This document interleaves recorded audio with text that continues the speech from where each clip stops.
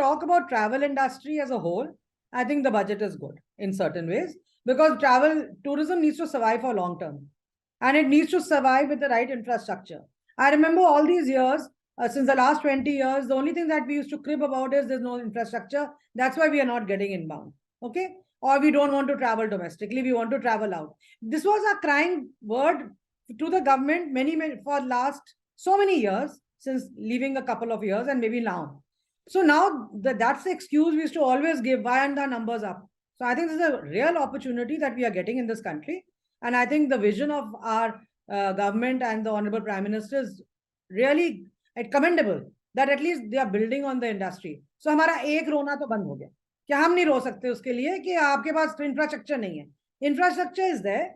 The only thing is the infrastructure, like they've given 22.4 lakh crores of railways. I think it's a huge opportunity to create new circuits. Now you see and you find it very wonderful. So we have a lot to talk. I think it's time we stop criticizing the government also. I think that is what I've always believed in. Because like I say, we need to be self-resilient. So when the finance minister actually opened a speech by saying, that tourism, I mean, she said it in the first few lines, that tourism is a very important aspect of our country's growth. So that was the first thing that said that they are looking at tourism. Yes, they are not looking at tourism to only structuring for the travel agent and the industry, which I feel they should have, because I think our demands are something which can be met, and they are not such high demands. We are not asking for the sun, the moon, the stars. We are asking for something which is actually feasible. And they should have looked into that so that we could have got certain rebates. And we are asking for very little. We during COVID time, we were asking for huge funds. We've stopped asking for that. But now we are asking just for ease of business, and also to make us compatible doing outbound business and inbound business. Because I know India is the plethora. India needs to be promoted in every way. And I feel the best culture, cuisine, everything of tourism exists in our country. The weathers. I mean, there's no country which has all the beautiful weathers. We have everything going in this country. The beaches, the hills, the mountains. What do we not have? But the only thing we are looking for is a little bit of a hand holding for the ease of business. So if we were asking a reduction in TCS, I know there is no clarity, but we are talking, if it's 20% clarity, it's a humongous rise. Even if it's for 50 lakhs or 100 lakhs, that means you are actually telling people that the ones who want luxury, or they want experiences, or they want conferencing or MICE to stay in India. But will they stay in India?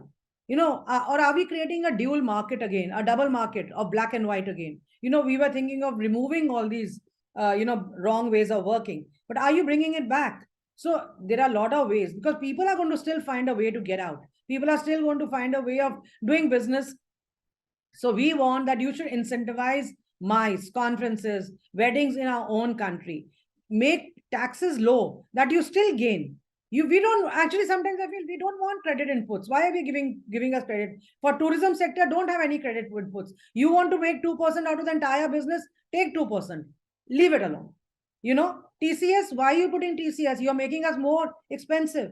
People will stop buying from us. People will start buying from others. You look at the Indian travel agents. They are today all opening offices in Dubai, Abu Dhabi, Maldives, wherever they can, Sri Lanka. Why? Because we are more expensive. Why are you depriving that money that's coming to you away from your own country? That's all what we are saying. And it makes life easier. And we sustain. The travel industry sustains. Here, the travel industry is becoming difficult for them to sustain. And believe you me, what is the infrastructure for? I'm saying it in very simple words for everyone to hear. Why is the infrastructure being created? So that the traveler comes. Who is going to sell it to the traveler? It's the travel agents. If every traveler is not so smart to get on a portal or go to the website of MOT and say, hey, we've got it all. They still need a face. When they land in India, they still need a connect. They still want someone to support them, that if something goes wrong, we are there for them. So I think the travel industry is not going anywhere. The travel agents are not travel advisors, travel agents, tour operators. They are not going anywhere because they have to be there. But I think a little bit of government support is what is required. And that's all what I talk about, government support, making ease of business. Rest, believe you me, we have the capacity, we have the capability, we have the knowledge, we know how to handle. If you give us a figure that you want so much of inbound and so much of domestic tourism, give us a challenge, we'll accept it.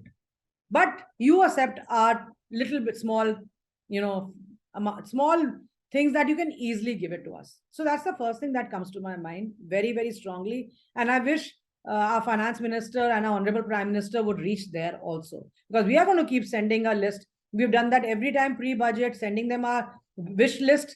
Nothing is picked up. Concurrent list for the industry status. Industry status not only for hospitality, for the entire industry.